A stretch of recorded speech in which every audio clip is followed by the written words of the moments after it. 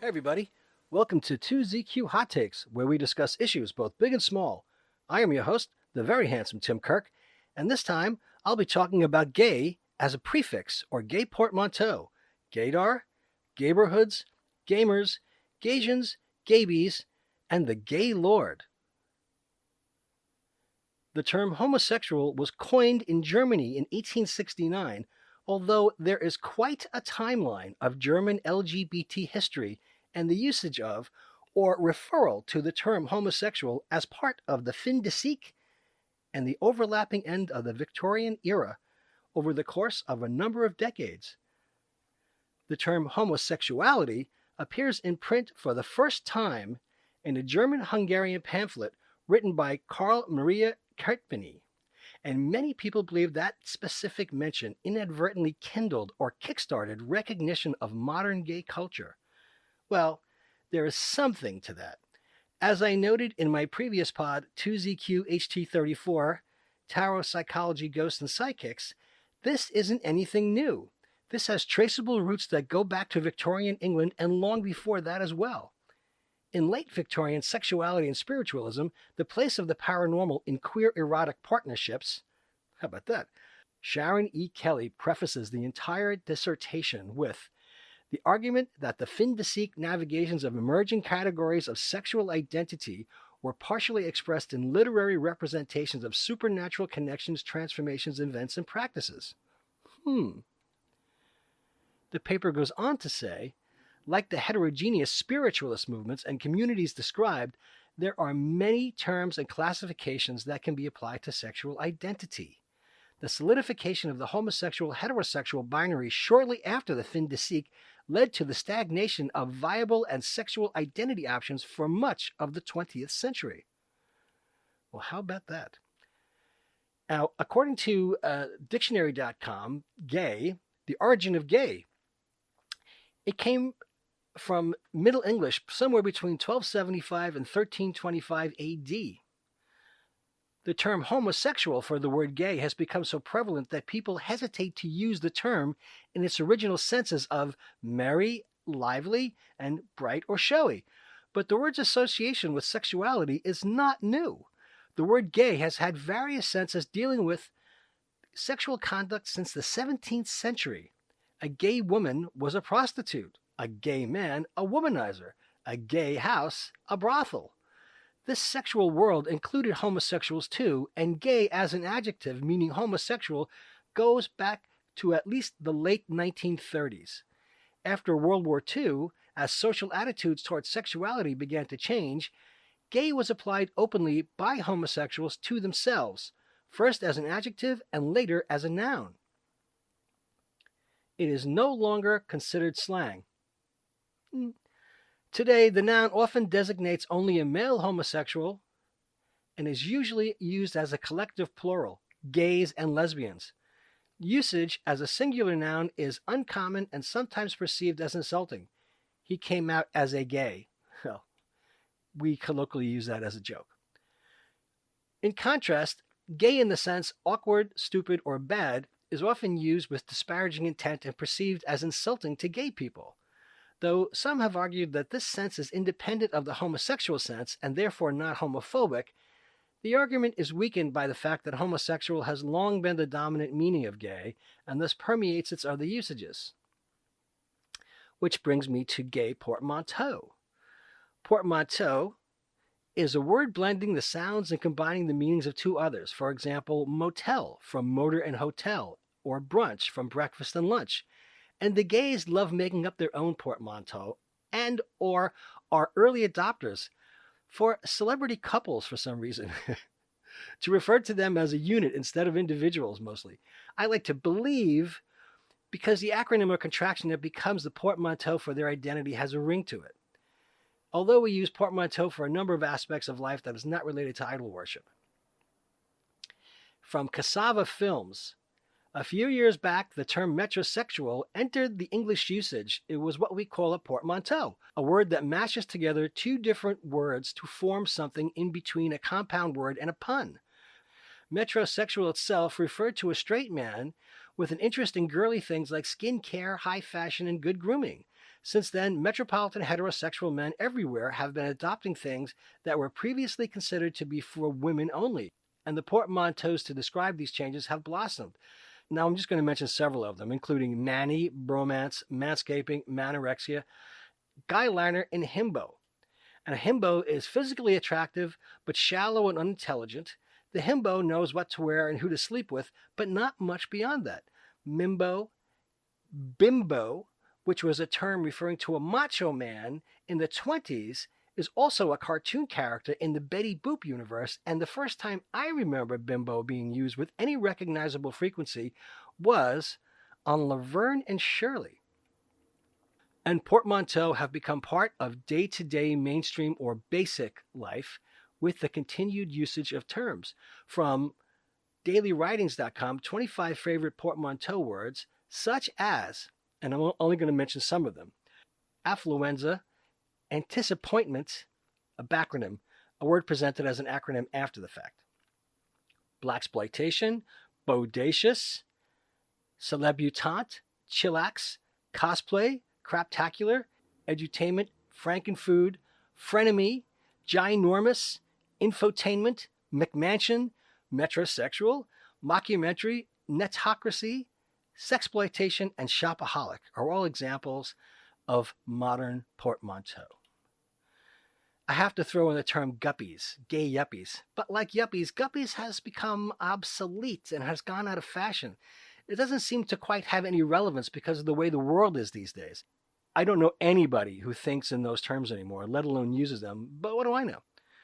So on to the decidedly gay portmanteau.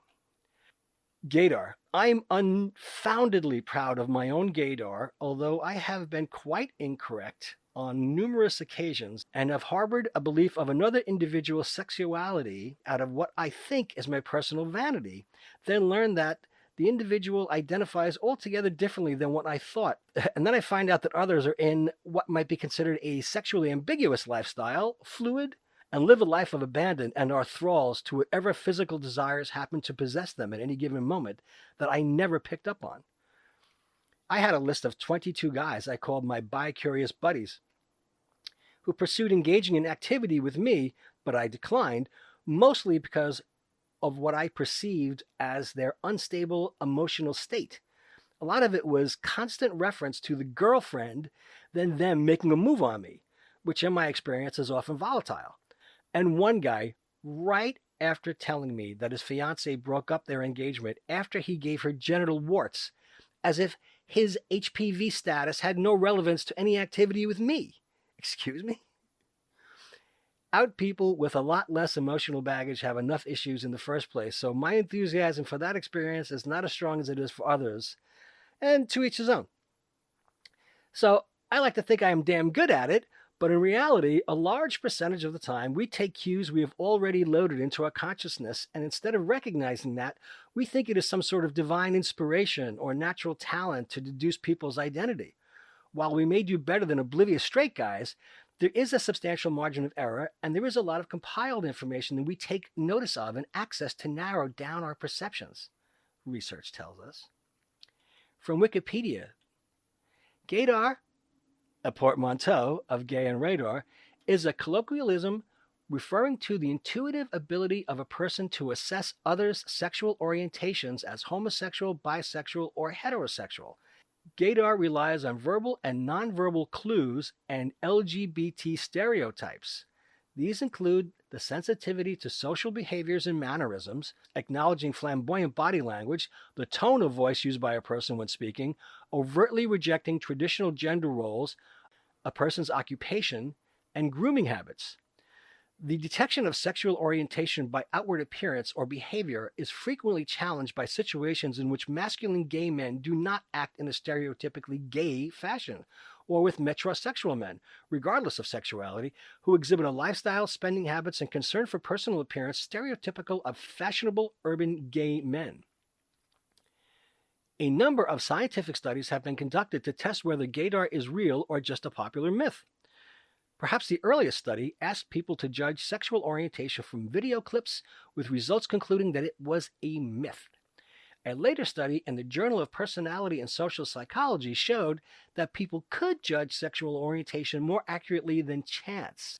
This study asked people to indicate their sexual orientation using the Kinsey scale and then had others view very brief silent clips of the people talking using thin slicing. Thin slicing is a term used in psychology and philosophy to describe the ability to find patterns in events based only on thin slices or narrow windows of experience. The viewers rated their sexual orientations on the same scale, and the researchers found a significant correlation between where the people said they were on the scale and where they were perceived to be on the scale. Later studies have repeated this finding and have even shown that home videos of children can be used to judge accurately their sexual orientation later in life. Later studies found that gaydar was also accurate at rates greater than chance for judgments just from the face. Study participants used gendered facial cues and stereotypes of gay people to make their judgments, but reliably misjudged sexual orientation for people countering stereotypes. The race, ethnicity, and nationality of neither the person making the judgment nor the person they are judging seems to make a difference when making judgments from faces. Even individual facial features, just the eyes, can sometimes give enough information to tell whether a man or a woman is gay, straight, or lesbian. One study showed that judgments of men's and women's faces for about 1/25th of a second was enough time to tell whether they were gay, straight, or lesbian. People's judgments were no more accurate when they had more time to make their judgments. Follow-up work to this suggested that gaydar happens automatically when someone sees another person, and that seeing someone's face automatically activates stereotypes about gays and straights. People seem not to know they have gaydar, though. Gay men have more accurate gaydar than straight men, and women have more accurate gaydar when they are ovulating. One study hypothesized that this might be because homosexual men are more attentive to detail than heterosexual people are, apparently as an adopted perceptual style, aiding in the recognition of other homosexual people. Other studies have found that men and women with body shapes and walking styles similar to people of the opposite sex are often more perceived as gay. A study by UCLA assistant professor Kerry Johnson found that observers were able to accurately guess the sexual orientation of men 60% of the time, slightly better than would be achieved by random chance. With women, their guesses didn't exceed chance. Although the study was designed to reveal information about the perception of the observer, it has been misinterpreted as conveying reliable information about the sexual orientation of the participants. Gender-specific body movements are not reliably associated with a person's sexual orientation. This is true of face shape, but surprisingly not for voices, even though people think they are associated with a person's sexual orientation. A handful of studies have investigated the question of gaydar from voice. They have found that people can tell who is gay and straight from their voices, but have mostly focused on men, sometimes terming the vocal difference gay lisp. Detailed acoustic analyses have highlighted a number of factors in a person's voice that are used, one of which is the way gay and straight men pronounce S sounds. Research by William T. L. Cox and his colleagues found that gaydar is simply an alternate label for using LGBT stereotypes to infer orientation, that is, inferring that fashionable men are gay. This work points out that the scientific work reviewed that claims to demonstrate accurate gaydar falls prey to the false positive paradox. Also see the base rate fallacy, because the alleged accuracy discounts the very low base rate of LGBT people in real populations, resulting in a scenario where the accuracy in lab studies translates to high levels of inaccuracy in the real world. In the early 2000s, an electronic device based on the Japanese Lovegetty wireless dating device was marketed as gaydar and reported on widely in the media. This was a keychain-sized device which would send out a wireless signal alerting the user via vibration, beep, or flash when a similar device was within 12 meters or 40 feet. This let the user know that a like-minded person was nearby. In 2017, researchers have claimed that an artificial intelligence algorithm could correctly identify sexual orientation in 81% of the tested cases for men and 74% with women, 91% and 83% respectively, when using 5 images of each subject, just by reviewing a handful of photos of online dating profiles. In early 2018, other researchers, among which 2 specialists of AI working at Google, one of the 2 on face recognition, issued a reportedly contradicting study based on a survey of 8,000 Americans using Amazon's Mechanical Turk crowdsourcing platform. The survey yielded many traits helping to discriminate between gay and straight respondents with a series of yes/no questions. These traits had actually less to do with morphology than with grooming, presentation, and lifestyle: makeup, facial hair, glasses, selfie angle, etc. How about that? Now, Gayborhood, another portmanteau, that was coined in Philadelphia in 1995 for the area known as Center City, as I spoke about in my pod 2ZQHT63, The Evolution of Gayborhoods. There is a lot of information about gay neighborhoods or Gayborhoods. So I'm going to go over a little bit more of it because there's so much information to talk about. A gay village, also known as a gay neighborhood, gay enclave, gay venue, gay ghetto, gayto, gay district, gay town, or Gayborhood, is a geographical area with generally recognized boundaries inhabited or frequented by many lesbians, gay, bisexual, and transgender people. Gay villages often contain a number of gay-oriented establishments, such as gay bars and pubs, nightclubs, bathhouses, restaurants, boutiques, and bookstores.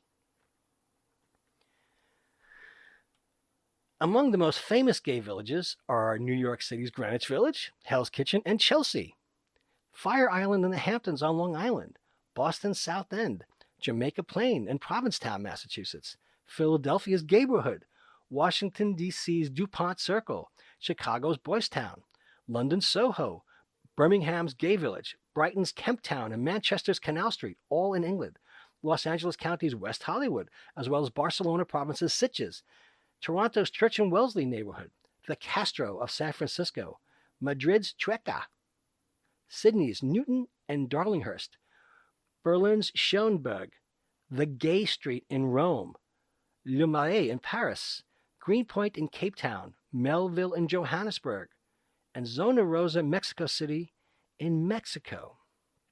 In North America, the following neighborhoods are also noted: Asbury Park, Maplewood, Montclair, and Lambertville, all in New Jersey, Wilton Manors in Florida, Atlanta's Midtown, Montreal's Le Village, Houston's Montrose, Minneapolis Uptown, San Diego's Hillcrest, Sacramento's Lavender Heights, Alamitos Beach in Long Beach, and Seattle's Capitol Hill, along with Vancouver's Davie Street Village. The term ghetto originally referred to those places in European cities where Jews were required to live according to local law. During the 20th century, ghetto came to be used to describe the areas inhabited by a variety of groups that mainstream society deemed outside the norm, including not only Jews, but poor people, LGBT people, ethnic minorities, hobos, prostitutes, and bohemians. I'm in good company. These neighborhoods, often which arise from crowded, highly dense, and often deteriorated inner city districts, are critical sites where members of gender and sexual minorities have traditionally congregated. In some cities, LGBT people congregate in visibly identified neighborhoods, while in others, they are dispersed in neighborhoods which have less visibility because a liberal, affirming counterculture is present. The neighborhood of Schönberg in Berlin was the first gay neighborhood in the world, developing in the 1920s. The gentrification of gay villages may also serve to reinforce stereotypes of gays by pushing out gay people who do not conform to the prevailing gay, white, affluent, professional image, might be the guppies I mentioned previously.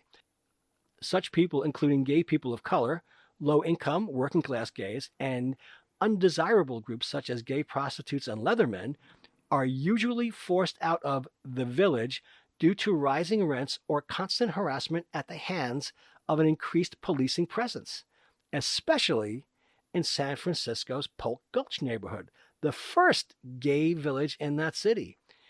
Gentrification seems to have had this result. Provincetown, Massachusetts was ranked by the U.S. Census as the gayest city in America. But like the Pines or Cherry Grove or Key West, I don't necessarily consider them Gayborhoods. They are destinations. And unlike Gayborhoods, which have been developed and integrated in and around existing neighborhoods, even though Fire Island, the Cape, and Key West are primarily straight these days, have a different appeal. And I do know that quite a lot of people who are LGBT live at these resort destinations, and that is understood. The Gayborhoods are not specifically resorts. They are day-to-day neighborhoods, at least in my own perception. Some cities have a very well-defined gay village in the heart of a larger area that also has a significant gay population. For example, Boys Town in Chicago is a very well-defined gay village situated within the larger Lakeview neighborhood. Despite its large gay population and a high concentration of gay venues, the South Beach area in Miami Beach, Florida was never exclusively gay because of its popularity among straight people alike. And now I am anecdotally told that South Beach is much less popular than Fort Lauderdale or Wilton Manors. Montreal's gay village is considered one of North America's largest in population, concentration, and scope. The neighborhood of Le Marais in Paris has experienced a growing gay presence since the 1980s, as evidenced by the existence of a large gay community and many gay cafes, nightclubs, cabarets, and shops, such as one of the largest gay clubs in Europe, Le Depot.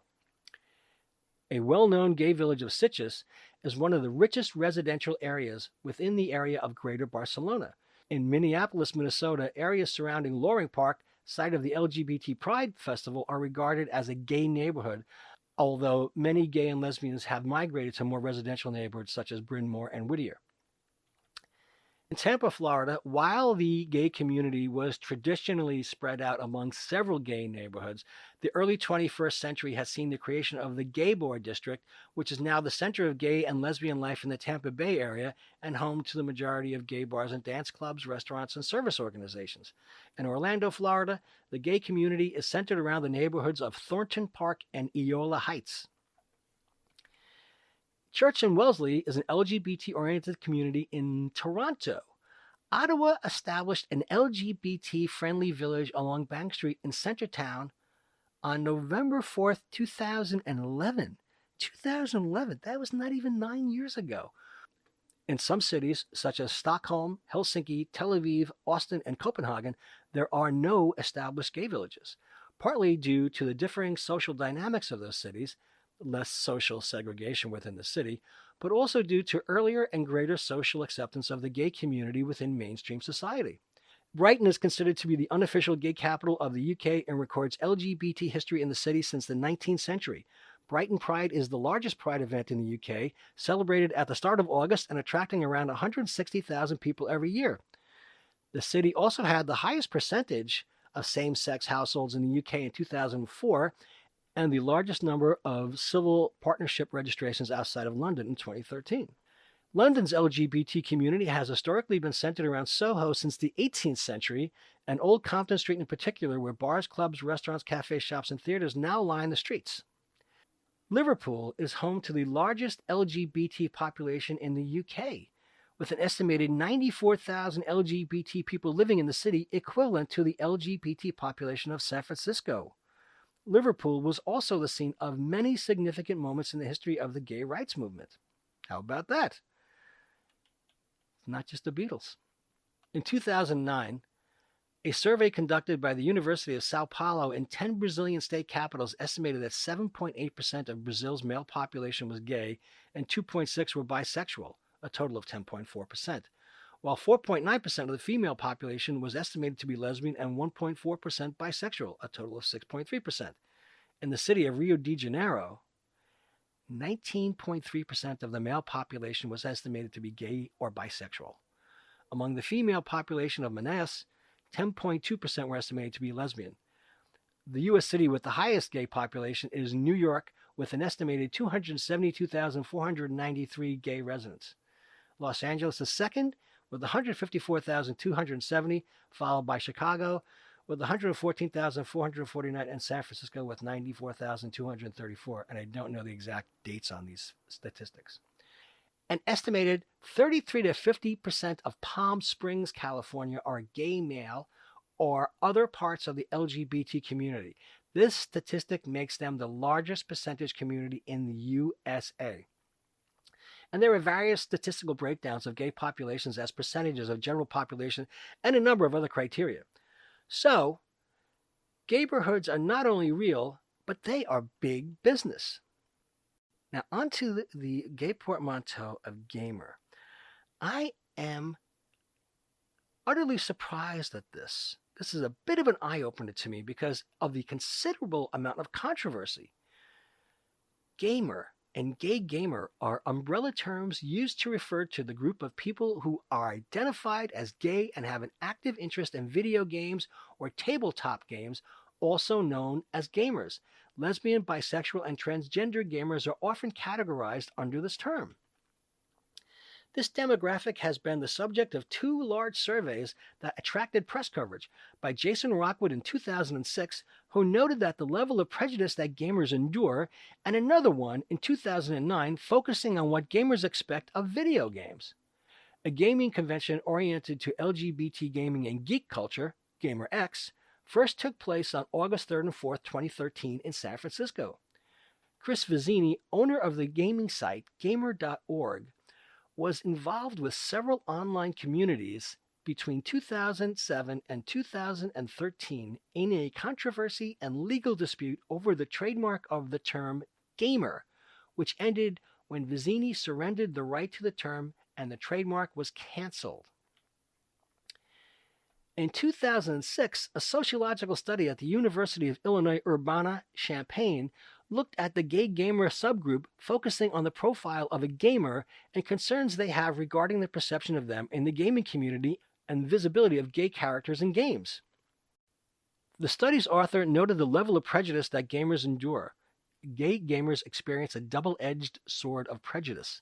The mainstream gay culture and media is not supportive of video games. Then you have the video game culture that is not supportive of gay culture. So you have these people stuck in the middle who have this double-edged prejudice. Now, this goes back to 2006, so I think a lot has changed in the last 14 years. With about 10,000 respondents. The survey exhibited a reverse bell curve of gamer sexuality, with most people identifying as either completely heterosexual or homosexual. In late August 2009, Full Sail University student Paul S. Nowak began a second survey of gamer play preferences. The survey focused on questions of content such as plot, genre, customization, and other in-game experiences. The survey team reported that over 7,000 people participated in the survey. The results of Nowak's survey were used by Nowak to build a profile of the gay gamer community and gain unique insight into this financially untapped demographic.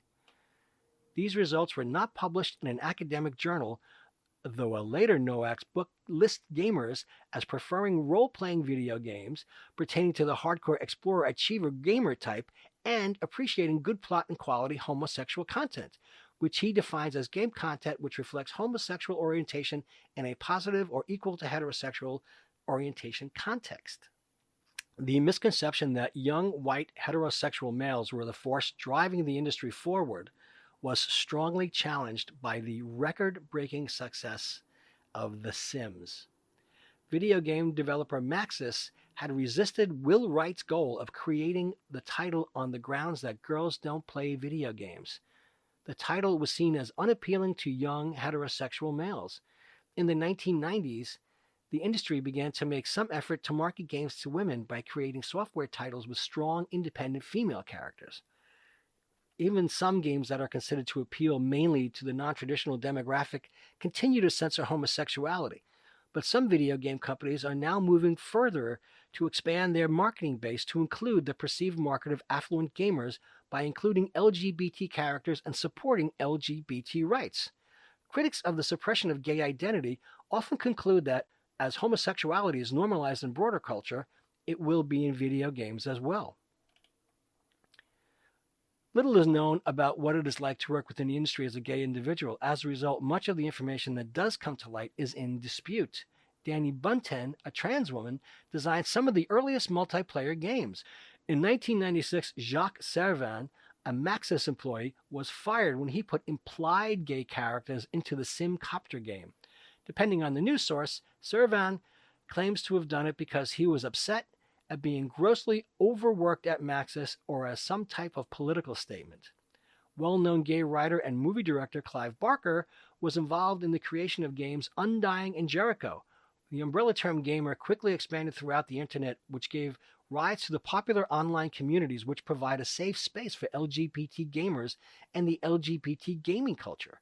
On July 31st, 2012, a Kickstarter project was started for GamerCon, which was later renamed to GamerX, for a convention that billed itself as being the first gaming convention focused on LGBT geek culture. Within 5 days, the Kickstarter project passed the funding goal of $25,000, and after the full funding period of 30 days, the project reached a final total of $91,389. GamerX took place on August 3rd and 4th, 2013 in San Francisco. The event has received support from Electronic Arts and GLAAD. That's the part that I just shake my head about.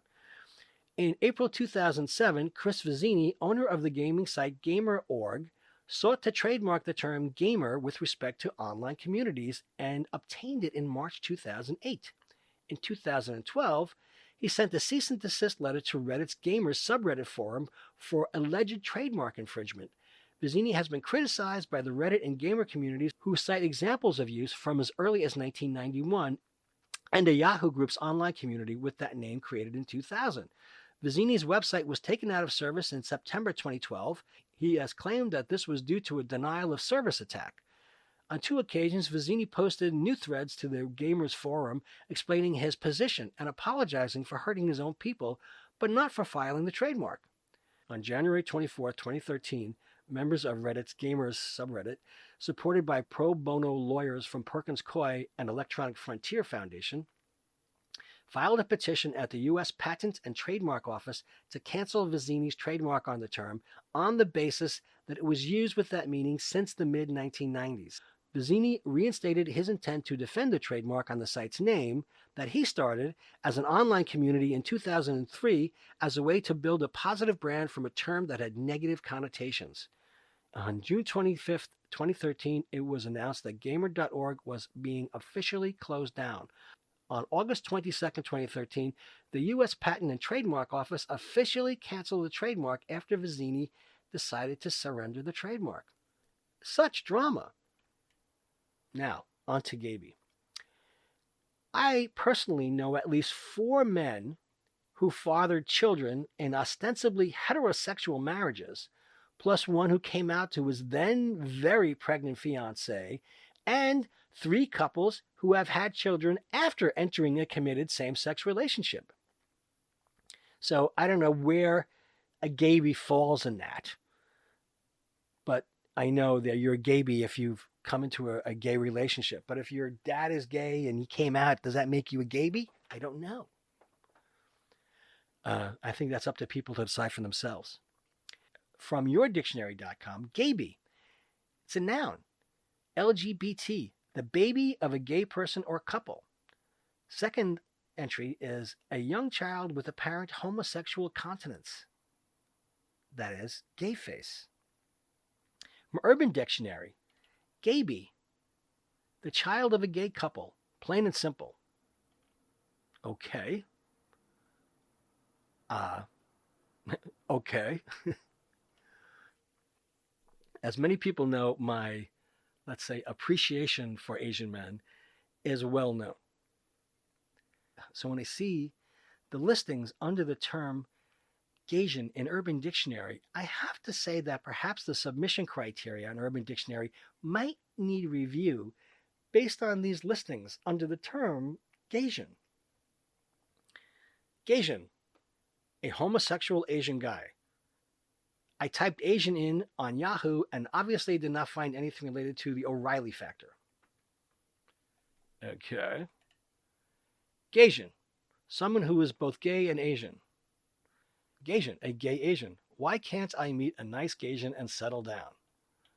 Gaysian, a person of Asian descent who has a sexual attraction to the same sex.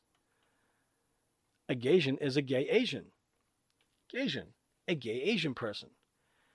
And then we have Gaysian, a homosexual Asian male, often the subject of lust from gay non-Asian males, particularly fat, skeevy old men who find pretty, slender, non-hirsute males to be enchanting, which is reasonable. What is less reasonable is that they actually expect to get into the pants of such males. First, second generation Gaysians are often closeted due to tight-knit and often conservative families. Due to Asian males tending towards the non-hirsute and pretty and their slighter on average physical stature, it can also be difficult for such men to avoid being pigeonholed as twinks and/or bottoms. It can also be difficult for gay Asian males to retain a sense of comfortable masculinity due to appearing more androgynous than other races as well as being gay. I think that's a little bit on the offensive side all around. Gaysian, something that reinforces negative stereotypes about Asian American men, such as being nerdy, uncool, short, not athletic, asexual, unattractive, lacking a social life, especially success with women, and being overly obsessed with video games, computers, and anime manga. I will leave this to my gay Asian brethren to disseminate the correct usage of the term, although I think that there is a tremendous amount of prejudice and bias in some of these definitions and listings. I find it offensive to me. And finally, we get to Gaylord. Now, growing up, a Gaylord was always considered somebody who was nerdy, not the most masculine guy in the world. And before there was a computer culture, people were referred to as Gaylords. I can remember that from my childhood. But, from Urban Dictionary, Gaylord, perceived to be the original or first homosexual male, if such a being ever existed. The occasional myth that emerges from closed circles entails that the one gay lord ruled over homosexuals in early Mesopotamian times as a deity of sorts, and if he still lived today, would be able to control every living gay man with a single thought. Some say that the homosexual essence of the gay lord is the purest of all gays. To this day, it is unknown as to how the gay lord actually looked like, although there is much speculation on whether the gay lord still lives, locked away in deep slumber. It has also been said that the gay lord has no apparent connection with bisexuals or lesbians.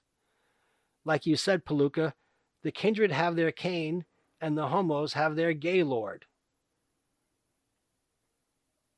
Okay. Thanks for listening. See you next time. And as the kiddies say, peace out.